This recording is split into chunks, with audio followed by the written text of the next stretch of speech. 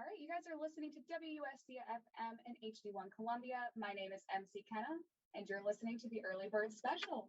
So today we just heard Valentine by Snail Mail, Magic Love by May Powell, Neil Young on High by the Ophelias, and Julian Baker, two favorites of mine. And then finally, before that, we heard Halloween by A Great Big Pile of Leaves. And that was a really fun part for the show today, this part that a lot of you guys are really waiting for. I am joined today by Lunar Vacation, which is so exciting. So if you guys want, you can go ahead and introduce yourselves. Hello, I'm Maggie. I'm Grace. We're so excited to be here. Yes. They're not here with us physically in the studio today, but you know, Zoom works, it does the job. So you guys have a lot going on, but before we start talking about like your albums coming up, your tours, I do kind of want to start with how you guys were actually formed. I know some people might not be familiar with you guys. So how did the band like get started? Grace and I became really good friends in high school in our guitar class. Wrote a song together for an assignment there, and our teacher encouraged us to keep going. And then Grace had already written some songs under the name Lunar Vacation and invited me to join, and then it snowballed and we found everyone else in our band. We all went to high school together, and here we are. Mm-hmm. So you guys, I know we were talking about this a little bit earlier, but y'all kind of blew up very quickly for some of us. I know for y'all it might have seemed like a really long process, but what was it like when you guys finally got to sign with your current label? I mean, that's got to be a huge experience. It was pretty big. I remember Maggie and I made this like bet in high school. If we ever signed to a label, then we would we get matching tattoos of a terrapin playing a banjo on our behinds, but that has not happened yet. I think it might happen. Maybe not on that part of our body, but another part.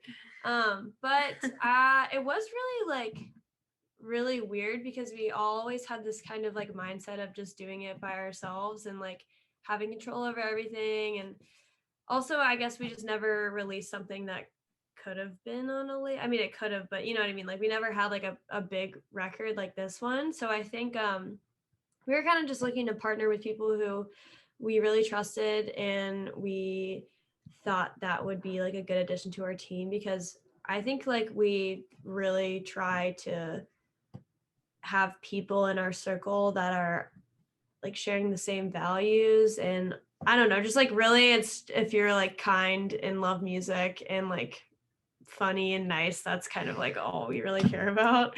So we had a few like label meetings with other people, but then when we had our meeting with Kiehls Scales, it was kind of like stars aligned. They're really awesome, and just like, yeah, it worked out, and I couldn't be happier. They're really, really great people.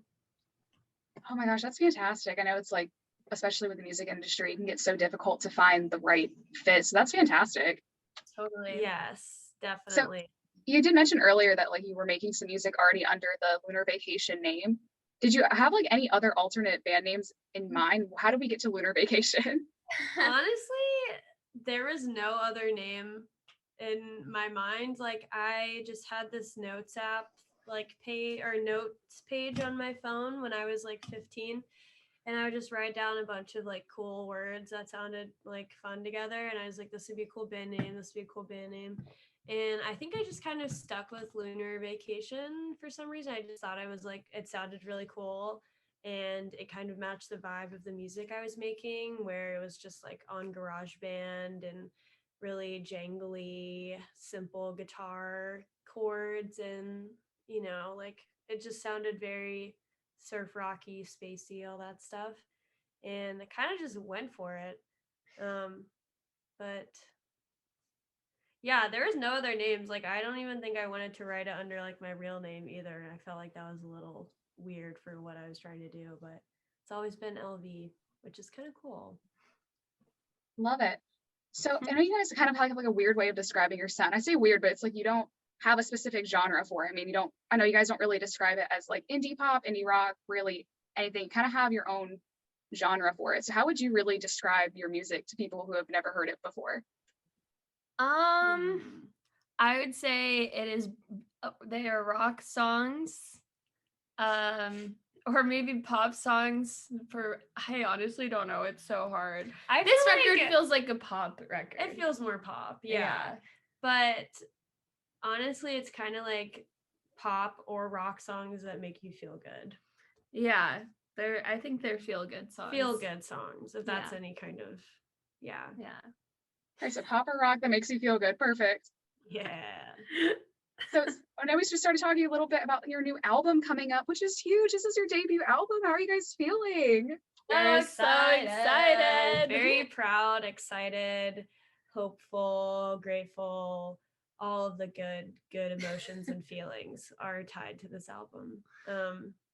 Yeah, it's like one of the most honest things we've ever done. And the way we created it was just like, I don't know, just very beautiful to look back on, because it's like it was one of the first times we all four truly collaborated and like kind of like broke through this sounds so dumb, but like we broke through like this ego wall where like there was no egos, no anything. It was just like we were all four people serving the song and serving the record. Like it was just really, really cool to watch. And yeah, just really honest and very proud of it. And looking back, it's like kind of like a dream, but I'm excited. I mean, I know a lot of people are really excited about the album. I'm super excited about it myself. I mean, the songs you guys have released so far, fantastic. Thank What you.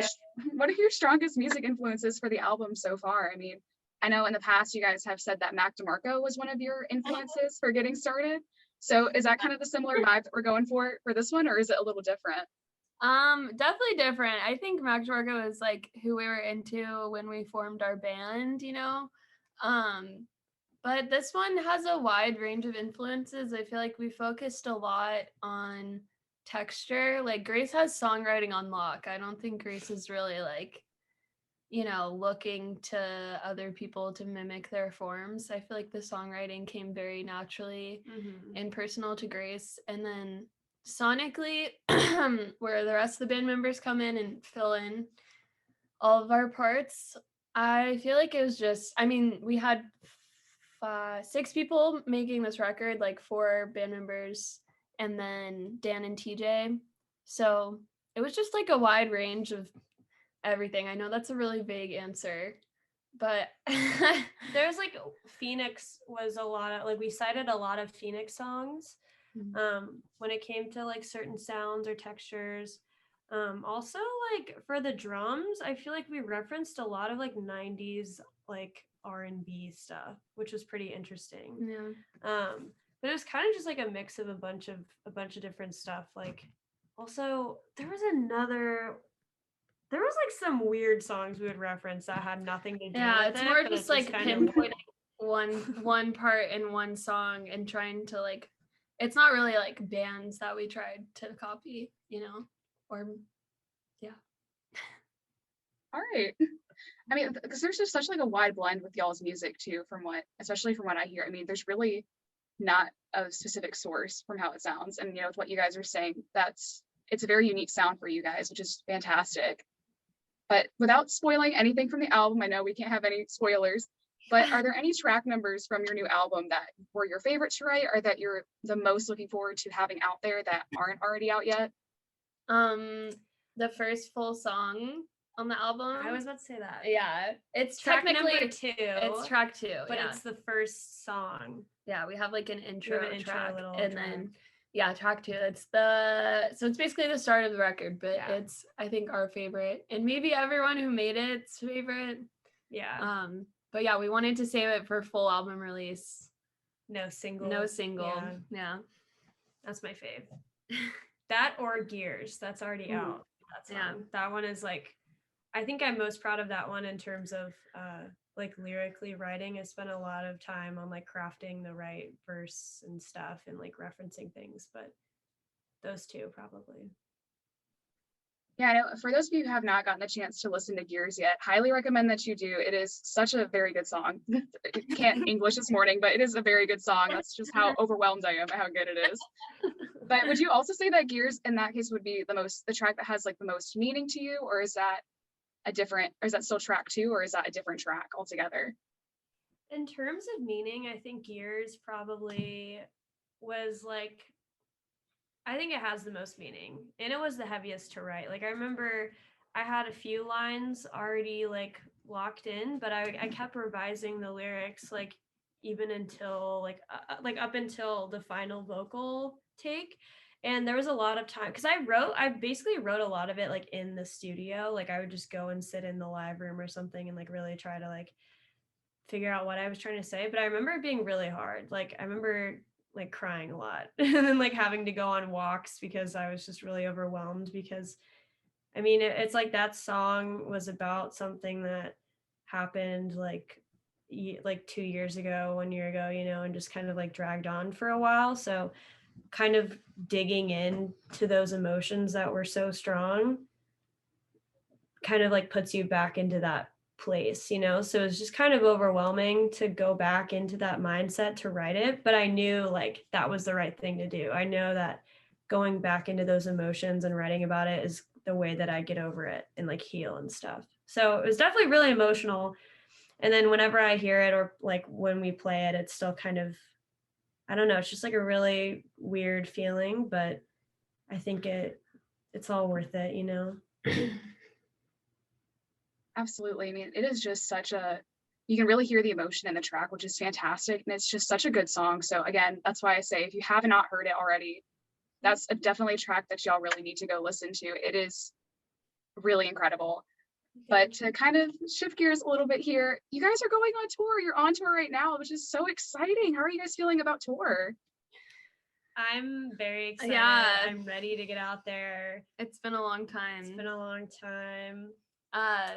Excited to just travel again and it's really an incredible experience to be in a different place every day and be sharing music with people. And we feel it's pretty surreal because there was definitely a point in the past year and a half that I was like, I don't know if live shows are ever going to be a thing again.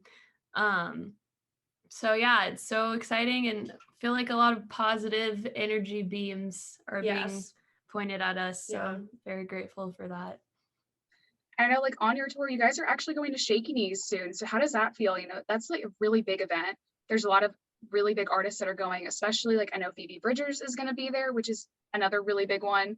So how do you guys feel going to an event like Shaky Knees from where you started to begin with at 16?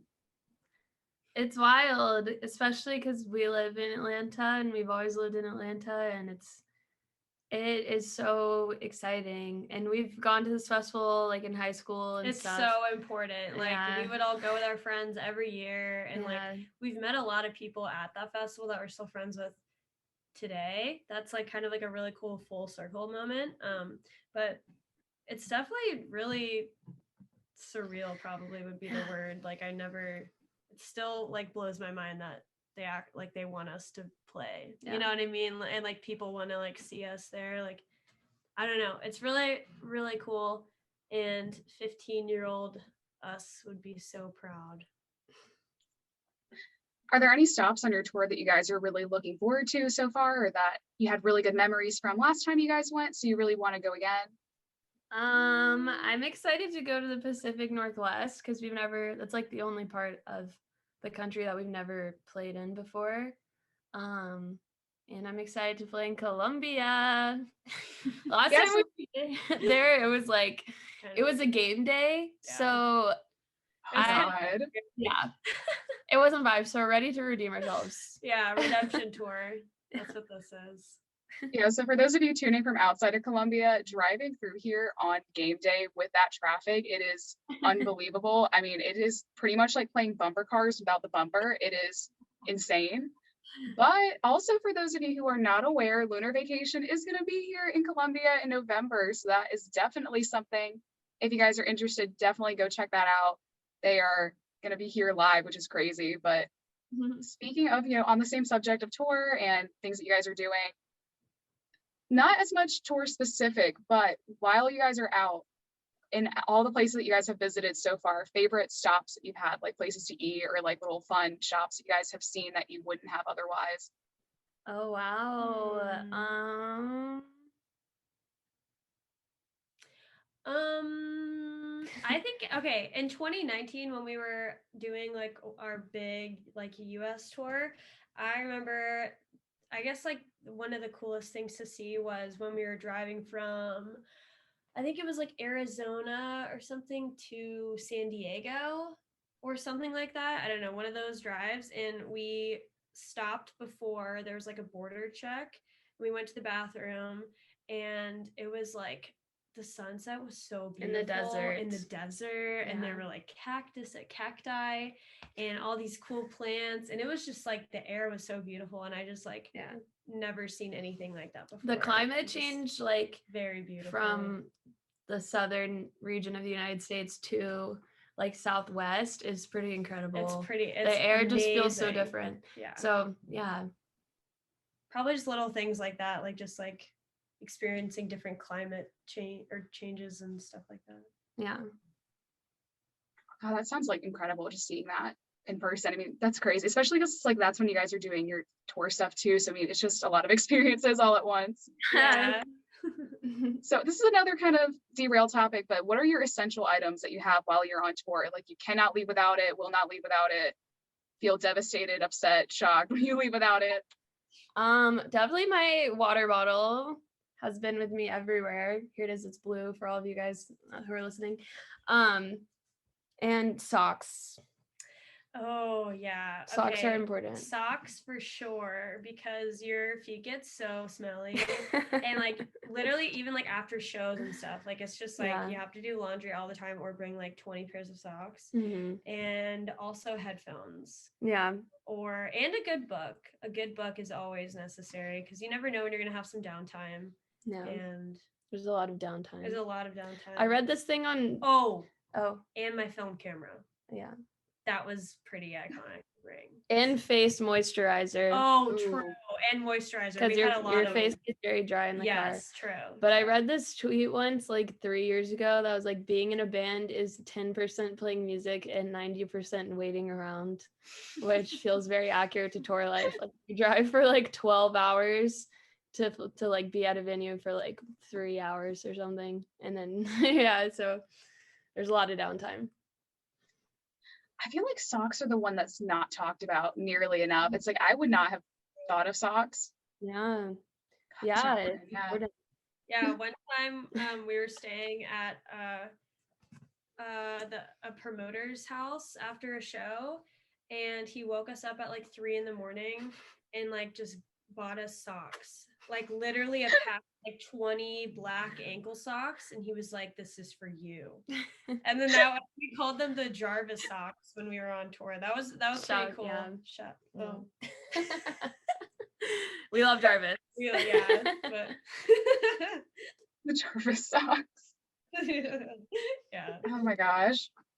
All right. So real quick, speaking of, more on the tour subject, is there an artist that you've always really wanted to tour with or that you would love to tour with in the future that you haven't really gotten the opportunity to, or it's like an ideal tour situation? Big Thief. Yeah, we love Big Thief. Number one, for sure. Big Thief. Who else? What if it was like just Big Thief? Only Big. We love touring and we love bands, so literally anyone. Probably like anyone we listen to, but Big Thief is like our favorite band right now. Yeah, I would say our favorite active band. Yeah. Okay, that's another very good one that if you guys have not checked out them as well, that is another one definitely to look into. Yeah.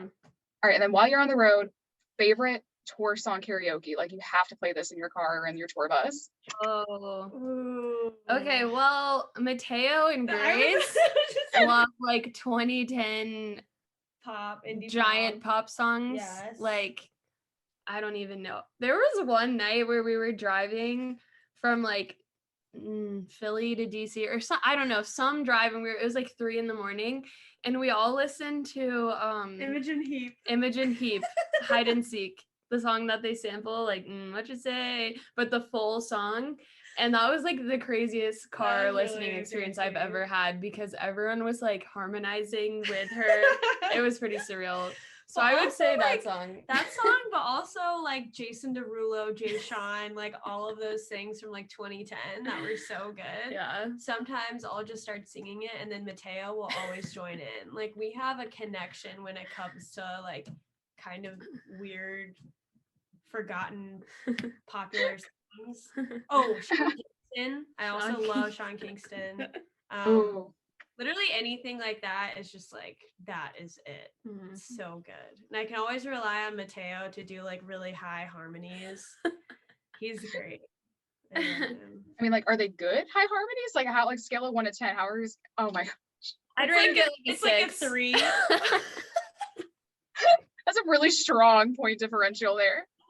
He tries. Yeah. I gave him extra points for trying. You did, yeah. Yeah. We appreciate the effort nonetheless. All right, so getting to the wrap up here, back to your album that's coming out. If you guys had 3 words each to describe the album to people who have never heard you guys before, never heard of the album, how would you describe it? Oh, okay. 3 words. I would say triumphant. Emotional. It's 3 words each. Oh, I thought it was 3 words in Or total. okay, we'll do total. Triumphant, emotional, and honest? Yeah. Yeah. All right. Sounds like a movie, a Titanic movie. Or Yeah. something. Yeah, I was just thinking like very action movie-esque, very Yeah. like feel like Leonardo DiCaprio is about to come out with a script, just like ready to go with this. All right, so that is about all that we have for today. Thank you guys so much for popping in and for coming in to talk about your album. It is really something that I'm looking forward to. I know a lot of other people are really looking forward to it. It's going to be fantastic. So just remind everybody of the release date again so everybody knows when to. October 29th. There you guys go. So October 29th, you guys are going to want to mark that on your calendars for sure. This is going to be a very, very cool drop. I feel like I'm so excited for it. So thank you guys so much for coming in to talk about that and for tour. Again, if you guys want to see Lunar Vacation live, they will be here in Columbia in November. You can check out all those tour dates on their website as well. But again, thank you guys so much. Thank you Thank for having you. us. Thanks for having us. Of course, hope you guys have a great day. You You too. too. See ya. See ya.